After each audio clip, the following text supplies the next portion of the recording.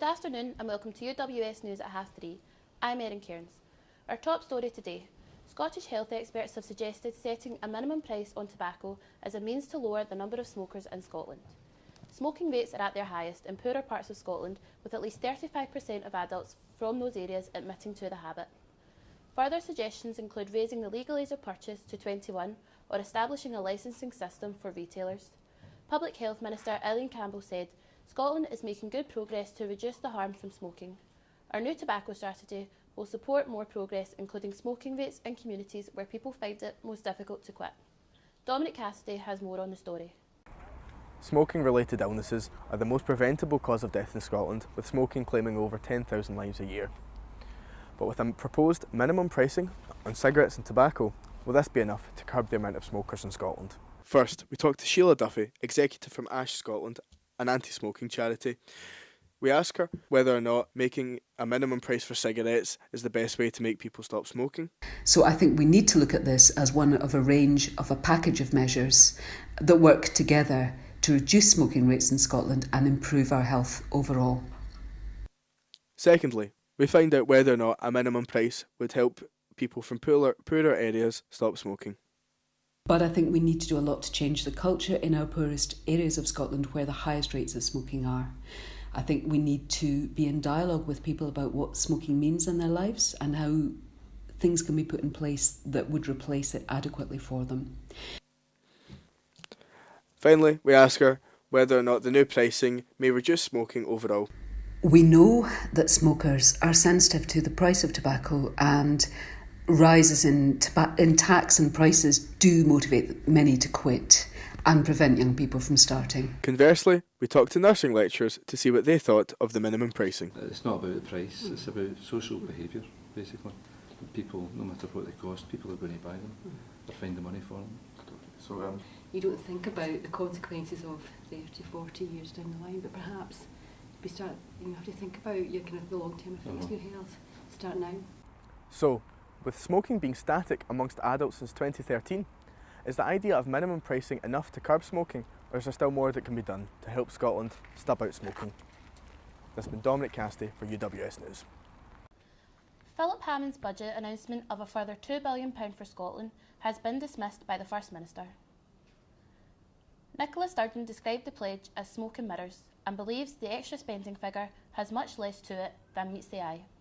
Our reporter Nicole Castles is in the studio to talk about the First Minister's reaction. Hi Nicole. Hi. Nick, what are Nicola Sturgeon's main concern regarding the budget? So Philip Hammond promised Scotland £2 billion.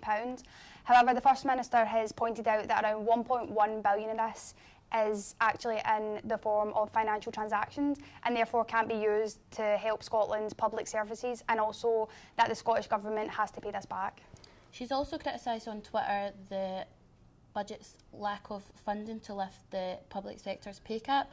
What could she further do for this? So Nicola Sturgeon has said that the Scottish Government will be lifting the pay cap, and we'll find out more about this on the 14th of December during the Scottish Government's budget announcement. Thank you, Nicole. Thank you.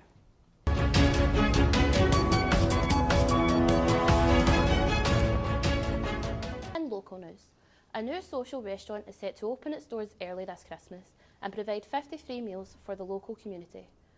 Our reporter Morgan Collinette went to Unity Grill to speak to the founder. The holiday season is fast approaching, with every storefront looking like a miniature Christmas wonderland. And yet some will have to face the harsh reality of living out in the cold and not being able to afford a nice Christmas dinner. Angela McNay is the founder of Unity Grill. It describes itself as a social restaurant and is the first of its kind to open in Ayr. A social restaurant is a restaurant that functions just like any other restaurant, but the difference is what we do with the profits, and 100% of our profits will be used to challenge food poverty. Based on the corner of Newmarket Street and Sandgate, this restaurant is in a perfect central location in Ayr. So I've been volunteering with South Ayrshire Food Bank for about 3 years now, and that really opened my eyes to how bad food poverty is in this area. So then I started to research what other places in the country were doing to tackle it. Although the restaurant is still under construction, Angela is positive that it will be ready in time for Christmas before its official opening. We will be ready for a Christmas meal, so our builders have promised us that this space will be nice and clean and tidy, and we're putting on a free Christmas dinner for 50 people, and after that it'll be all hands on deck to be officially open for the end of January. This is really a Christmas miracle. Reporting for UWS News, I'm Morgan Collinette. Up to 7 cups of coffee a day could have some surprising health benefits. A new report of more than 200 previous investigations claim that the intake of the caffeinated drink has been linked to lower risk of specific cancers and have beneficial associations with issues such as diabetes. We spoke to university students who seemed to disagree with the study's results. I think in terms of caffeine consumption, that's probably bad for you. That's got to be bad for your heart on some level, especially depending on what kind of coffee you take. If you're taking it really sweet, loads of syrup in it, that's probably also bad for you. But as someone who probably drinks 7 cups of coffee a day, I really hope it is true. It seems kind of weird to say that drinking 7 cups of coffee is good for you. I mean, there are a lot of people who say that drinking coffee is not actually that good for you, whether it's 1 or 2 cups a day, so I don't know. No, like after a couple of cups of coffee you feel quite crappy anyway. I certainly wouldn't drink 7 cups of coffee, especially with my sleeping habits. I've had to limit myself to 1 cup of coffee today because it just messes your routine up with all the caffeine.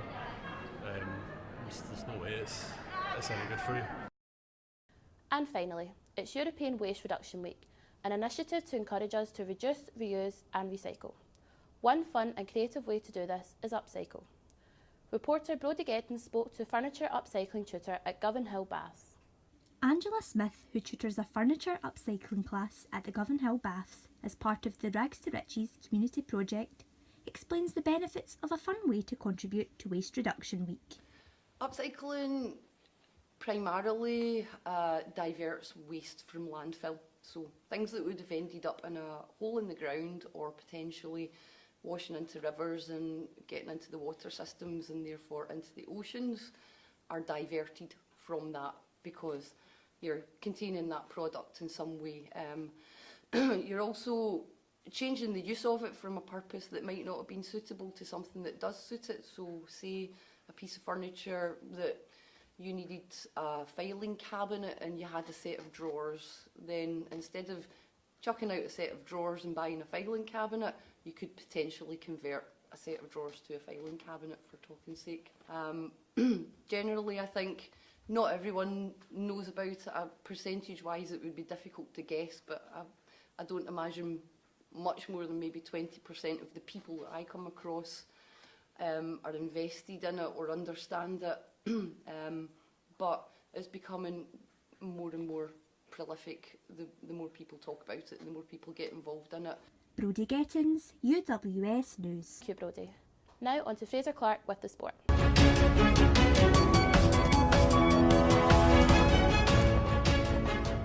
Thanks, Erin. Celtic captain Scott Brown is hopeful that his side will find the perfect response to their 7-1 Champions League defeat to PSG last night by recording victory in Sunday's League Cup final against Motherwell.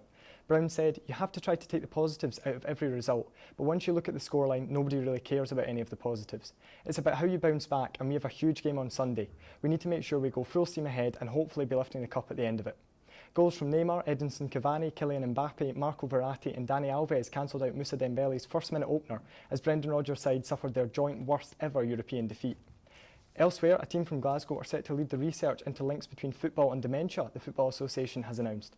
Led by Dr William Stewart, the FA hope that the research will provide some understanding of the long-term health impact within the next 2 to 3 years. Sticking with football meanwhile, Ross County this morning completed the signing of former Manchester United and Burnley winger Chris Eagles.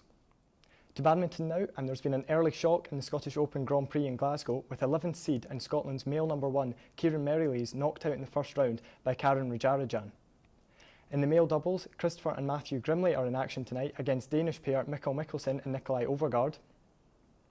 In the mixed doubles, meanwhile, Scots pair Alexander Dunn and Eleanor O'Donnell have been knocked out by the first seeds Sam and Chloe McGee. There was, however, a fascinating tie in the same section of the draw. Our reporter Ryan Gallagher has more. I'm here at the Emirates Arena today for the second day of action from the Scottish Open Badminton Grand Prix. The sport has been plagued with problems with funding in the last year or so, with hometown hopes this year being pinned on number 1 seed Kirsty Gilmore and the mixed doubles pairing of Adam Hall and Ciara Torrance. Hull and Torrance were in action this morning, beating Martin Campbell and Julie McPherson 21-6, 21-18 in an all-Scottish mixed doubles tie. Yeah, it feels great. I mean, it's never nice playing your teammates out there. It's always kind of like an awkward one before you go on. We had to be a bit of banter before you go on, as you do. It's a bit of a strange experience. You don't normally get to play Scottish people at Scottish Open, so it was nice. Really good to get the win. Like, it's always nice to beat your teammates. Yeah. Just for bragging rights. Yeah, pretty much. I mean, if you lost that, it would have been quite a tough couple of training sessions. So. So what are your ambitions for the rest of the competition? Because I'm a bit younger, I'm kind of like not expecting obviously to go and win everything, but it's just focusing on playing well and playing our game. So. Yeah, I think we've got quite a tough next round against some seeds, so we just want to put out a good performance and see what we can do. Number 1 seed Kirsty Gilmore is the only Scot remaining in the singles events, and she is due to face Delphine Lassac of France later today. She's top seed, she's favourite, we hope that she can win it. I think we should play this year's world team as much as you can, but you never know, this is competitive sport, so you never know what can happen, things can happen. But I'm sure that she'll be aiming to come back. I've already called Gilmore to win it a few weeks ago, so I think she's been fantastic in training in the last couple of weeks. I'm sure she's going to be full of confidence after playing so well here. The world's been so close to a medal, so I think this is her year, but again, she has to go out and do it. I'm sure I've got 100% belief in her. All the faith. Ryan Gallagher from the Emirates Arena in Glasgow for UWS News. And finally, the Ashes got underway last night, with England closing on 196 for 4 against Australia. Play is set to resume at 11:30 tonight, half an hour earlier than previously scheduled after bad weather affected play yesterday. That's all from us here at UWS News. Thanks very much for watching.